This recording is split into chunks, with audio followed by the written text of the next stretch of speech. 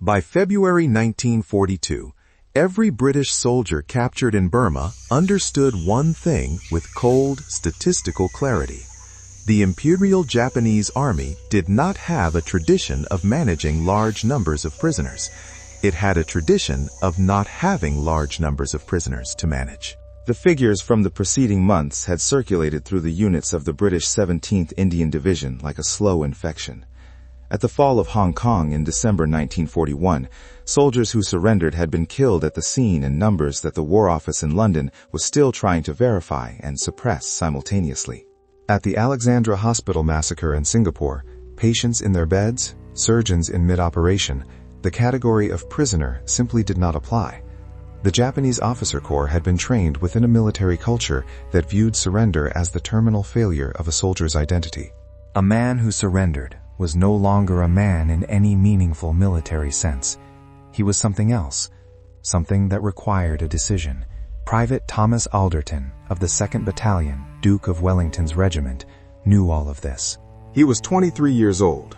He had enlisted in 1939 in Huddersfield, had trained for 14 months, had shipped to India, and had then been sent forward into the disaster of the Burma campaign, as the Japanese 15th Army under Lieutenant General Shojiro Ida executed one of the most tactically devastating advances of the entire Pacific War.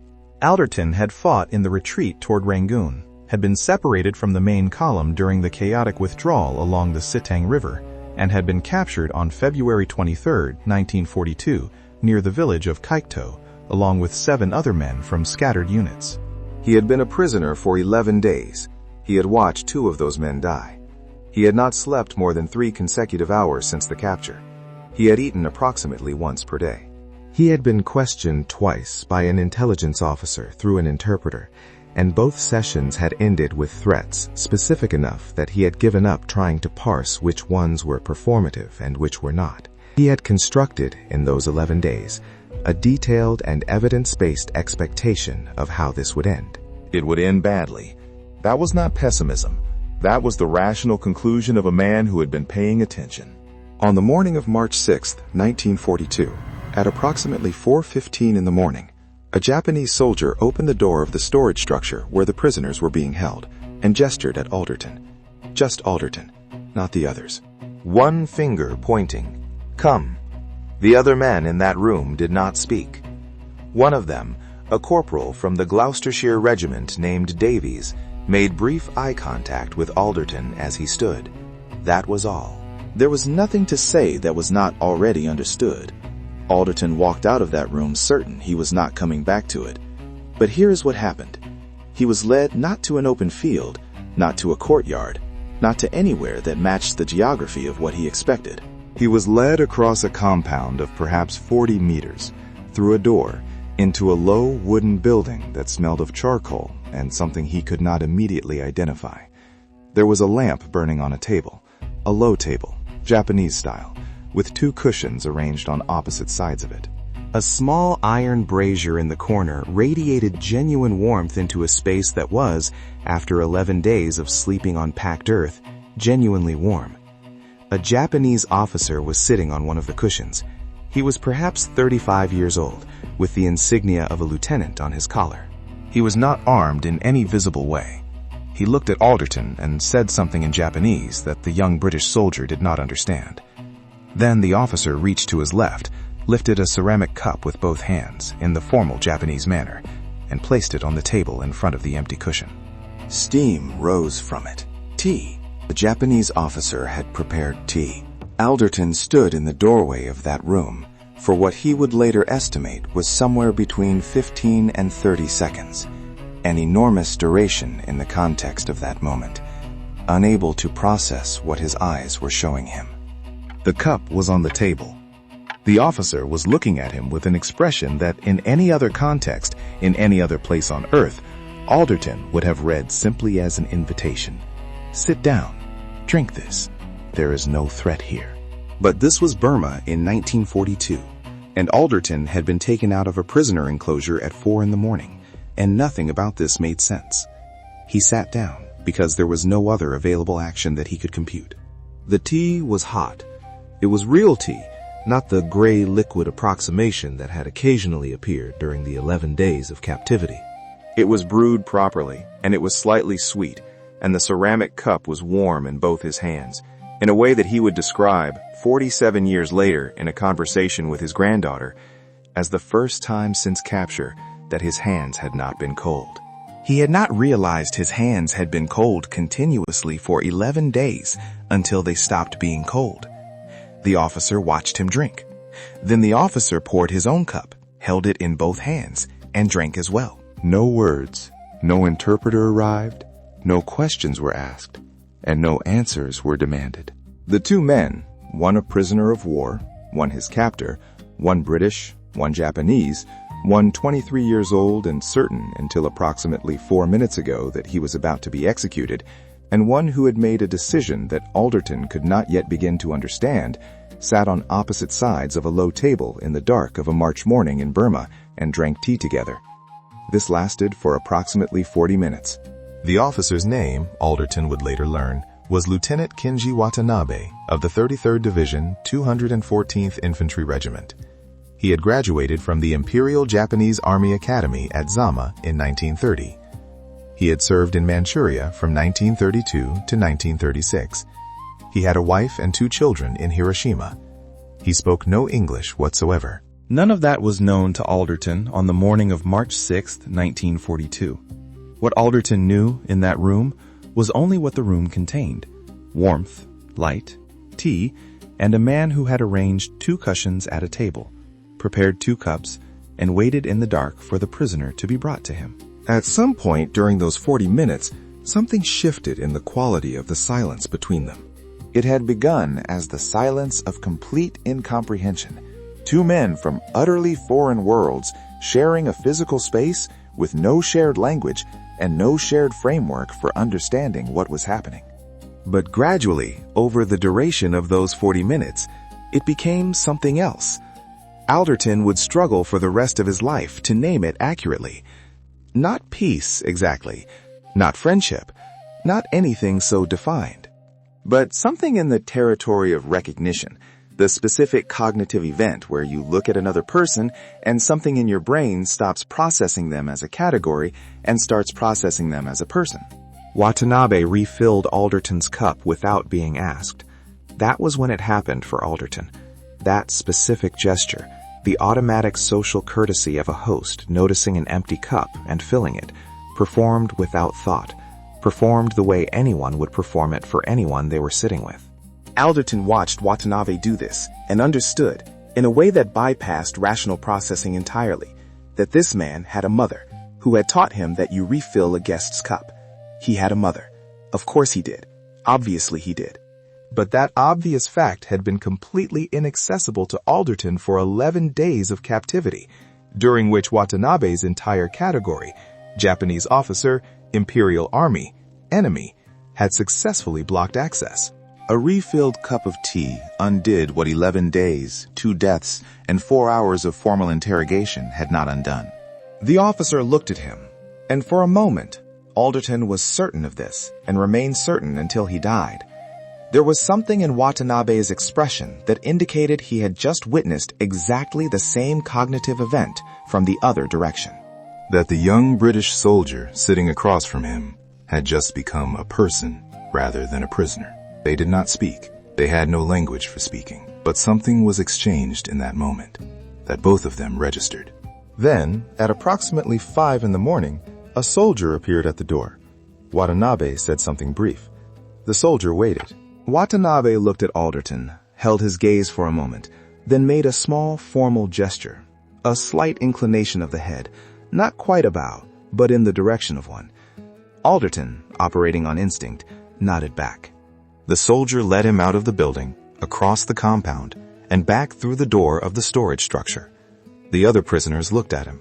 Davies said nothing for a moment. Then, "You're back." "Yes," Alderton said. What happened? He made tea, Alderton said. Davies looked at him for a long time. Then, tea. Nobody said anything after that. The war resumed at dawn, with an efficiency that had no memory of what had occurred in the dark. Alderton spent the following 28 months in a series of prisoner of war camps, first at Moulmein, then at a labor camp near Thonbusayat, and eventually at a camp in Thailand associated with the construction of the Burma-Thailand Railway.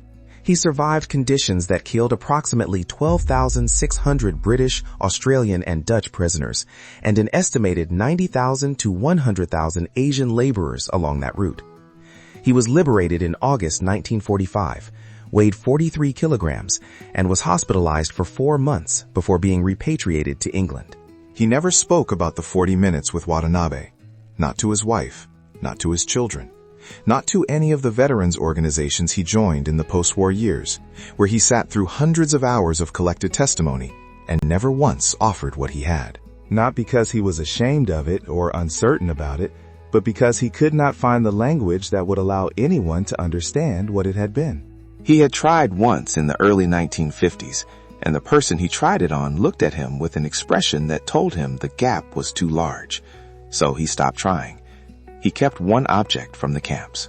He had acquired it during his time at Thambusayat, a small ceramic cup, cracked but intact, that he had found in the wreckage of a bombed storage building in 1944. It was not the cup from that morning in March 1942. He never had that cup, but when he found this one, he kept it. He wrapped it in cloth, carried it through everything that followed, and brought it home to Huddersfield in 1945. It sat on a shelf in his study for the next 47 years, and he never explained to anyone why it was there. His granddaughter, Sarah Alderton, found it in a box after he died in 1989. She found it alongside a single handwritten note, 3 sentences, in her grandfather's handwriting. The note said, "Burma, March 1942. A Japanese officer made me tea in the dark. I think he was trying to tell me something." Sarah Alderton took the cup and the note to the Imperial War Museum in London in 1994. A researcher there helped her trace the 214th Infantry Regiment's movements in Burma in early 1942. The records were incomplete. The Japanese military archive had been heavily damaged in the post-war period, but they found a roster entry for a Lieutenant Kenji Watanabe, 214th Infantry, listed as killed in action in September 1944 during the Allied counteroffensive in Burma. He had died 11 months before the war ended. His wife and 2 children in Hiroshima had survived the atomic bombing of August 6, 1945, because they were in Kyoto at the time visiting her parents. The cup is in a collection at the Imperial War Museum. The note is with it. Here is what the historical record shows about what Thomas Alderton did not know on the morning of March 6, 1942. On February 23, 1942, the day of his capture, the British 17th Indian Division was attempting to cross the Sitang Bridge east of Rangoon. The crossing went catastrophically wrong. The bridge was blown by British engineers while the majority of the division was still on the east bank, cut off. Of the approximately 8,500 men of the 17th Division, more than 5,000 were left behind. Most of their equipment, 56 artillery pieces, virtually all vehicles, most supplies, was lost. The surviving men who made it back to the British lines were largely without weapons and without units. The retreat to Rangoon became a rout. Alderton had been captured before the Sitang disaster.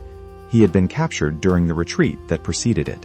This meant that he was in Japanese hands for the battle itself and for the fall of Rangoon on March 8, 1942, 2 days after his tea with Watanabe, and for the entire 900-mile retreat northward through Burma that followed. He was, in a very precise technical sense, in the safest location available to a British soldier in Burma in the spring of 1942, in enemy captivity, stationary, not retreating through 900 miles of jungle. Of the men who escaped the Sitang disaster and joined the retreat northward, approximately 13,000 died before reaching India, to combat, to disease, to exhaustion. The conditions of the retreat were described by survivors as among the worst endured by British forces in any theater of the entire war. The thing Thomas Alderton had most feared, captivity, prisoner status, the mercy of the enemy, had in the mathematics of 1942 Burma almost certainly saved his life. The freedom that the other men in his unit had preserved at enormous cost had led them into the retreat. The captivity he had expected to end him had taken him off the board. He survived by being a prisoner. He lived by being powerless. The 40 minutes in that room with Watanabe, the tea, the silence, the refilled cup, the small nod at the end, was the hinge point between the life he had and the death that was happening outside that compound to men who had more freedom than he did. He could not have known this. He sat in that room expecting execution and received tea, with no way to know that tea was the beginning of survival rather than the punctuation before death. The irony was complete only in retrospect, visible only from a distance of years, accessible only to the granddaughter who read a 3-sentence note in 1989 and began to understand what her grandfather had been carrying for 47 years. What do we do with this? There is a version of this story that is easy and false. Two men on opposite sides of the worst war in human history sat together and proved that we are all the same underneath, that kindness crosses every barrier. That war cannot destroy the human spirit. That version is comfortable, and it is a lie of omission. The war was happening. The camps were real. The 12,600 dead along the railway were real. Watanabe served an empire that had committed atrocities on a scale that no cup of tea mitigates or excuses. Alderton survived, and the men who did not survive were not less deserving of survival. The horror was real. The horror continued. The horror did not pause because two men sat in a room and recognized each other. But here is what is also true, and what is much harder to carry without distorting it in either direction. The system required Watanabe to see Alderton as something less than fully human. It required it. It was built for this purpose. Armies are built for this purpose, the systematic suppression of the empathic response that would otherwise prevent one human being from doing the things that armies require human beings to do. The propaganda, the training, the institutional language, the category of enemy, all of it is engineering designed to bypass the default setting of human empathy. And it works. It works most of the time. It worked in the camps. It worked along the railway. It worked in 100 other places and moments in 1942 Burma, where no tea was offered, no cushions were arranged, and no cup was refilled. But not always, not every time, not for every person in every moment. Something in Watanabe, some persistent circuit that the engineering hadn't fully reached, some faculty that the institution had suppressed but not extinguished, overrode the system at 4 a.m. on March 6, 1942, and arranged 2 cushions at a table, and prepared 2 cups, and sat in the dark and waited. Why that moment? Why that prisoner? Alderton never knew. The historical record does not say. Watanabe never wrote about it. Or if he did, those records did not survive him. What survived was a cracked ceramic cup on a shelf in Huddersfield, a 3-sentence note, and the fact that Thomas Alderton lived to have a granddaughter who could read it. That is what Alderton's grandfather could not find language for. Not the kindness itself, he had language for kindness. What he couldn't find language for was the fact that it had happened at all. Not that a man can be kind, but that a man can be kind within a system specifically designed to make kindness impossible, and that this means something about the architecture of human empathy that we are not very good at articulating. The system is strong. It wins most of the time, but it does not win all of the time. That gap, that persistent, stubborn, inexplicable gap between what the system demands and what some human beings do, is the most important fact about warfare that military history almost never discusses. Not because it is undocumented, because it does not fit the narrative frame of either side. The warriors want heroes. The critics want indictment.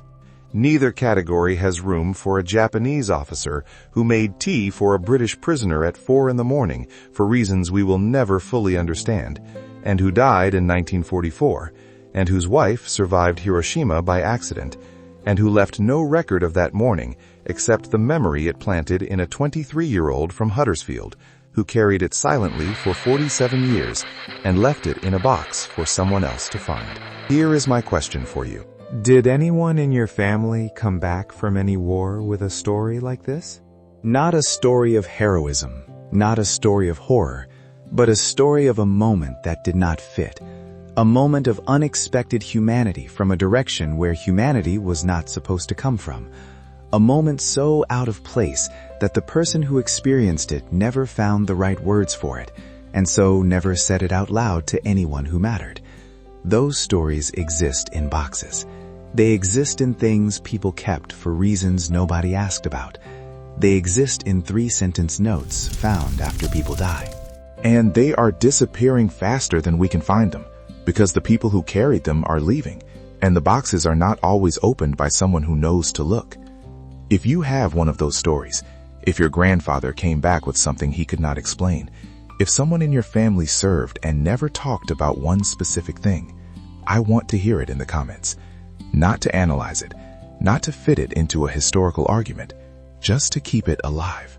Because these moments are evidence of something that war tries very hard to destroy and never quite manages to, and that evidence is worth protecting. If this story stayed with you, if you are still thinking about a cracked ceramic cup and a 3-sentence note, hit that like button and subscribe. We find more of these stories every week, the ones that do not fit, the ones that got left in boxes. These are the ones that reveal something about human nature that the larger narrative does not have room for. Thanks for watching.